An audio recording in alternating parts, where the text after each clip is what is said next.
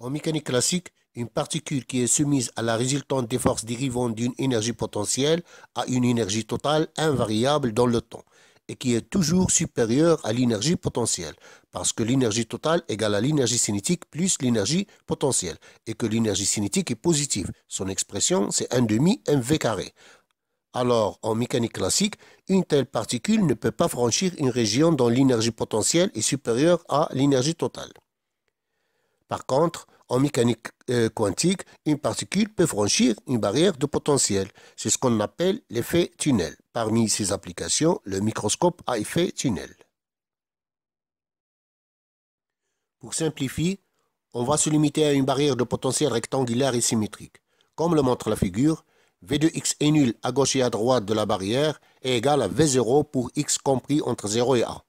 L'équation de Schrödinger indépendante du temps d'une particule quantique d'énergie E inférieure à V0 et de masse petit m dans le potentiel V de x est alors moins h bar carré sur 2m psi seconde de x plus V de x fois psi de x égale à E fois psi de x, qui devient sous la forme psi seconde plus k carré psi égale à 0 avec k égale la racine carrée de 2m E sur h bar pour les deux régions 1 et 3.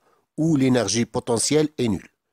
Et devient psi seconde moins q carré psi égale à 0 dans la région 2, avec q égale la racine carrée de 2m v0 moins e sur h bar. J'ai tout simplement remplacé v de x par sa valeur dans chacune des trois régions. Commençons par la région 1. On note psi1 la fonction d'onde dans cette région. Elle vérifie l'équation différentielle psi1 seconde plus k carré psi1 égale à 0, qui a pour solution générale psi1 de x égale à a1 fois l'exponentielle de ikx plus b1 fois l'exponentielle de moins ikx. C'est une superposition de deux ondes planes. La première est une onde plane incidente de vecteur d'onde k égale à la racine carrée de 2me sur h bar, et la deuxième est l'onde plane réfléchie de même vecteur d'onde. Une remarque intéressante, c'est que lorsqu'on fixe la valeur de l'énergie E, le vecteur d'onde est alors bien déterminé, ce qui est un cas idéal qui ne peut pas exister en réalité. Normalement, l'énergie ne peut pas être déterminée avec certitude. Alors de même pour le vecteur d'onde.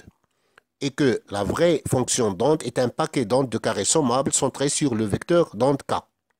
De toute façon, dans notre cas idéal, les deux ondes planes incidentes et réfléchies sont des ondes de Louis de Broglie qui ne représentent que l'aspect ondulatoire de la particule quantique lorsqu'il se déplace dans les deux sens opposés.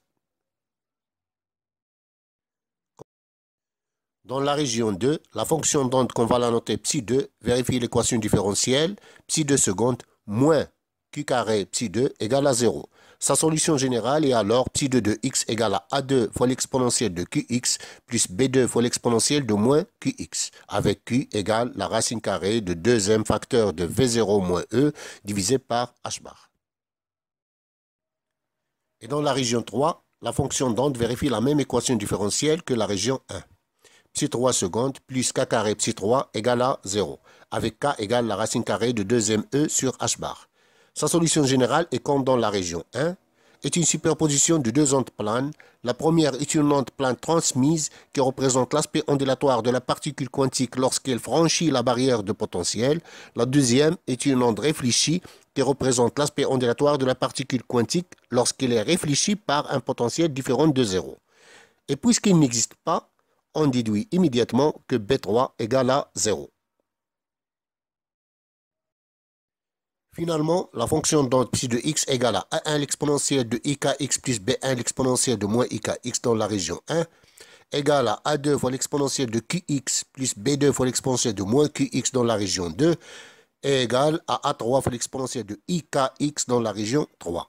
Avec k égale la racine carrée de 2me sur h bar et q égale la racine carrée de 2m facteur de v0 moins e sur h bar. Le problème de l'effet tunnel est de montrer que, même si l'énergie de la particule est inférieure à la hauteur de la barrière de potentiel, si A1 est différente de 0, c'est-à-dire une particule arrive de moins l'infini, alors A3 est différente de 0. Ça veut dire que la particule peut franchir la barrière de potentiel.